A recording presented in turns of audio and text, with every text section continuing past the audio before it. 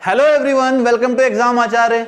लेके आ गया हूं नेक्स्ट सॉल्यूशन। इससे पहले हमारे एक और सर थे आलोक शंकर सर, उनने आपके लिए सोम और एफएम के सॉल्यूशन लेके आए थे। उससे पहले बाकी सब्जेक्ट के भी सॉल्यूशन मैं आपको दे चुका हूं। अब आपके बचे हैं लास्ट के दो सब्जेक्ट, एक बचता है ब्रिज इंजीनियरिंग और एक बचता है आपका WRE एंड इंजीनियरिंग हाइड्रोलॉजी।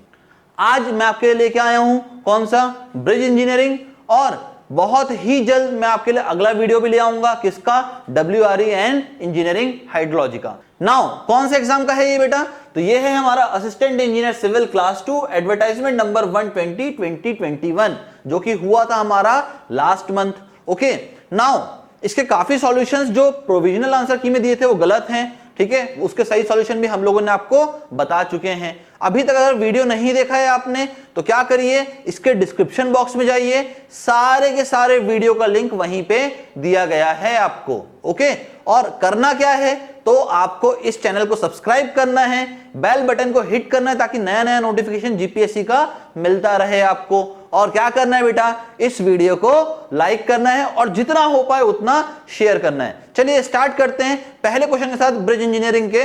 सबसे पहला क्वेश्चन जो जीपीएससी में आया था वो क्या था बेटा, dash are the end support to super structure of bridge which retain earth on their back side which serve as an approach to the bridge।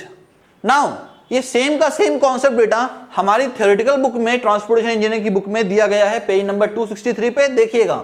अबटमेंट्स क्या डेफिनेशन है, the end supports of a bridge super structure is known as abutment. इसका मतलब कौन सा option correct था बेटा यहां पे, abutment, that is option D is correct. जो एंड सपोर्ट होते हैं ब्रिज सुपर स्ट्रक्चर के, उन्हें क्या कहा जाता है, उन्हें हम लोग कहते हैं अबटमेंट। मूव करते हैं हमारे नेक्स्ट क्वेश्चन की तरफ। नाउ अगला क्वेश्चन जो जीपीएससी ने पूछा था हमसे वो बहुत ही इजी क्वेश्चन था। पूछता क्या है, cable stay bridge are generally preferred for bridges in the span range of. Now आप लोगों ने केबल स्टे ब्रिज काफी देखे होंगे, और जब भी आपने केबल स्टे ब्रिज देखा होगा तो आपने देखा होगा जब भी स्पान लेंथ बहुत ज्यादा होता है ना, तभी हम लोग केबल स्टे ब्रिज को प्रोवाइड करते हैं। जैसे कि मान लीजिए किसी रिवर के ऊपर हमको कोई ब्रिज बनाना है, या पर्टिकुलरली हमको कोई ऐसी वैली है जहां पे हमको दोनों एंड पे सपोर्ट देके और बीच में पूरा का पूरा उसको केबल स्टे के हेल्प से बनाना है उस पूरे ब्रिज को, तो यहां पे कौन सा ऑप्शन सही होगा बेटा, अबव 100 मीटर, क्योंकि स्पान अगर 100 मीटर से ज्यादा होगा तभी हम लोग केबल स्टे ब्रिजेस को आपको प्रोवाइड करते हैं। नाउ मूव करते हैं हमारे नेक्स्ट क्वेश्चन की तरफ। अगला क्वेश्चन जो जीपीएससी ने हमसे पूछा है बेटा वो क्या पूछा है, bridges planned in coastal area should be designed specifically to resist the effect of. Now अगर कोस्टल एरियाज में आप ब्रिजेस को डिजाइन कर रहे हो तो उसको आप डेड लोड के लिए तो करोगे ही करोगे, लाइव लोड के लिए भी करोगे ही करोगे, पर स्पेसिफिकली किस चीज को ध्यान में रखा जाता है वहां पे जब ब्रिज को डिजाइन किया जाता है, तो विंड लोड को बहुत ज्यादा इंपॉर्टेंस देके हम लोग ब्रिज को डिजाइन करते हैं। कहां पे, कोस्टल एरियाज में, ताकि ब्रिज सेफ रहे उस पर्टिकुलर एरिया में जब हम उसे डिजाइन कर दें तो। नाउ मूव करते हैं नेक्स्ट क्वेश्चन की तरफ। अगला क्वेश्चन जो जीपीएससी ने हमसे पूछा है बेटा वो क्या पूछा है, as per Indian Road Congress which type of bridge loading is to be adopted within the municipal limit।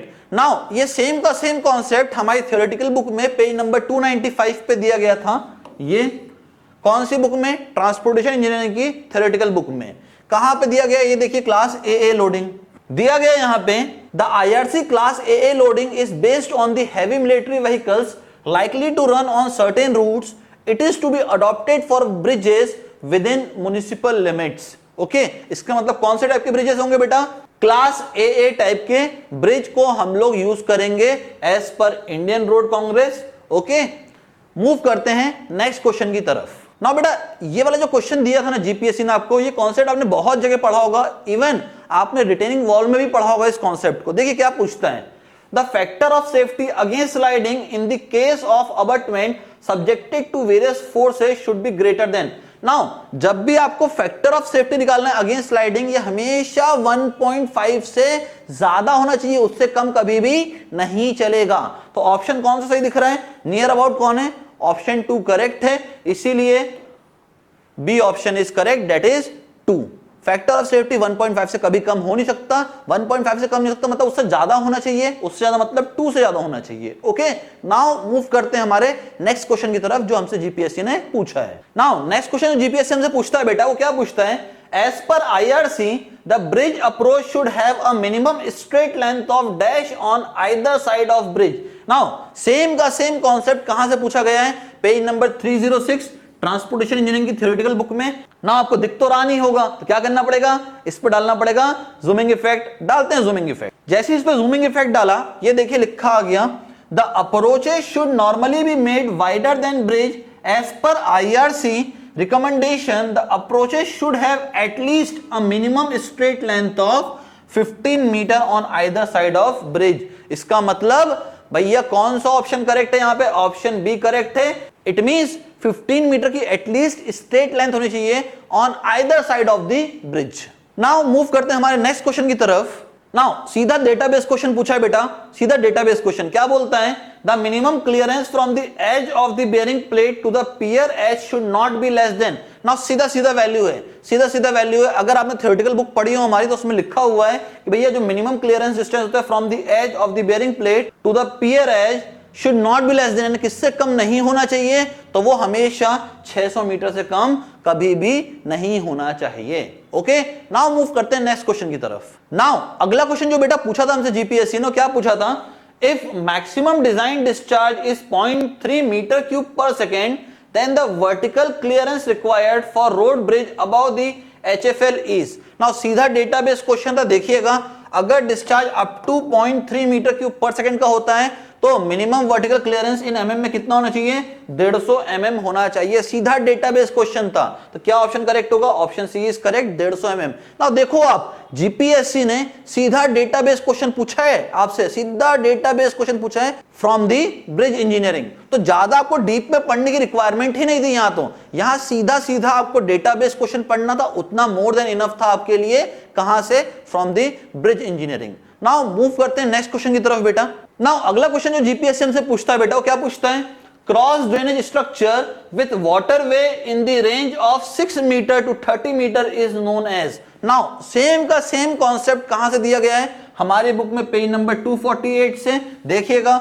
अगर माइनर ब्रिजेस हैं तो कहां से कहां तक इसका रेंज होगा, 6 मीटर से 30 मीटर तक का रेंज होगा। तो क्या बोलता है, cross drainage structure with waterway in the range of 6 metre to 30 metre is known as, क्या कहेंगे इसको, इसको कहेंगे माइनर ब्रिज। क्या कहेंगे इसको, माइनर ब्रिज। हां, अगर ये ओवर 30 मीटर हो जाता तो मेजर ब्रिज कहलाता, तो अगर ये अप टू 6 मीटर तक होता बेटा तो इसे कलवर्ट कहा जाता। ओके, तो नाउ मूव करते हैं नेक्स्ट क्वेश्चन की तरफ। अगला क्वेश्चन जो जीपीएससी ने हमसे पूछा था बेटा, बेहद इजी क्वेश्चन, देखिएगा, the tracked vehicle loading specified under IRC class AA originated due to loading pattern of।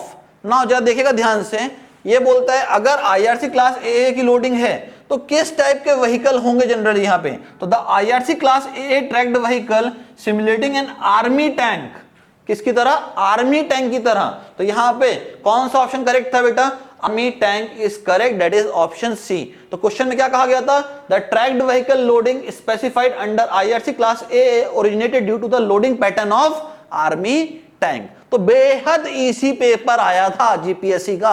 मैं आपको बार बार बता चुका हूं कि मोर देन 90% सिलेबस हमारी बुक से पूछा गया है। जिसने हमारी बुक को सिर्फ पढ़ा भी होगा ना, सिर्फ पढ़ा होगा, उसका भी क्लास 2 का एग्जाम आराम से क्रैक हो रहा है। ओके, तो अगर आपने अभी तक बैचेस को ज्वाइन नहीं किया है तो एडमिशन ओपन है, किसके लिए, नवंबर दिसंबर के एग्जाम के लिए भी ओपन है, और जो आने वाली वैकेंसीज हैं उनके लिए भी अभी एडमिशन ओपन है। तो अगर आपको ये वीडियो पसंद आया हो तो फटाफट से वीडियो को लाइक करो, पूरे चैनल को सब्सक्राइब करो, इस वीडियो को शेयर करो अपने दोस्तों तक, और बेल बटन को हिट करो ताकि अगला सॉल्यूशन जैसे ही आए तो आपको फटाफट से नोटिफिकेशन मिल जाए। क्योंकि आप क्या करोगे, आप आंसर्स को चेक करोगे, आंसर्स गलत हैं तो फटाफट से उसको मार्क करो, क्योंकि आपका जब फाइनल आंसर किया आएगा तो आपको पता चलेगा कि तो ये आंसर तो पहले ही सर ने करेक्ट करवा दिया था। तो हमें एग्जैक्ट मार्क्स पता चलेंगे कि हमारे इस पेपर में एग्जैक्ट मार्क्स आ कितने रहे, उस हिसाब से हम लोग पता कर पाएंगे कि हाँ हमारा क्रैक हो भी रहा है या नहीं हो रहा है। अगर